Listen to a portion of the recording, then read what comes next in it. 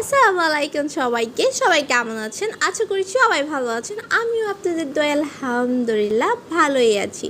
আজকে আমি আপনাদের সাথে খুব শর্টকাটে খুব ইজি উপায়ে কিভাবে হালিম রান্না করবেন তা নিয়ে হাজির হলাম।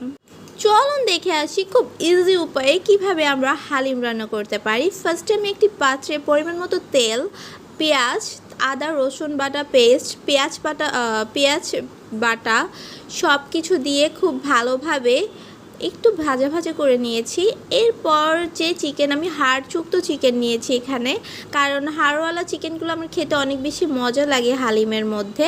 তাই আমি এখানে হাড়যুক্ত চিকেনকে ভালোভাবে একটু ঘরের সিক্রেট মশলা দিয়ে আর হালিমের সাথে যে মশলাটুকু থাকে আমি ওই মশলার প্যাকেটটা ফুল ঢেলে দিয়েছি।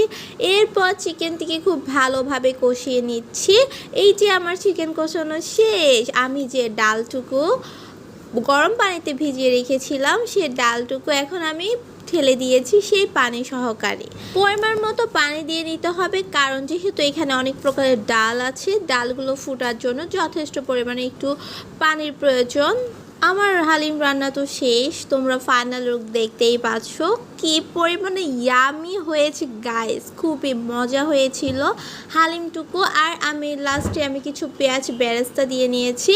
আর খাওয়ার সময় আমি খুব ভালো করে সুন্দর করে সালাদ কাঁচামরিচ পেঁয়াজ দিয়ে একেবারে শসা টমেটো দিয়ে একটি সালাদ বানিয়ে নিয়েছি। আর আমি সেই সালাদ দিয়ে আর লেবুর রস দিয়ে খাবো এই হালিমের কথা আর আমি কি বলবো, তোমরা তো দেখতেই পাচ্ছ, দেখতে যতটা সুন্দর হয়েছে এর থেকে বেশি মজা হয়েছে খেতে।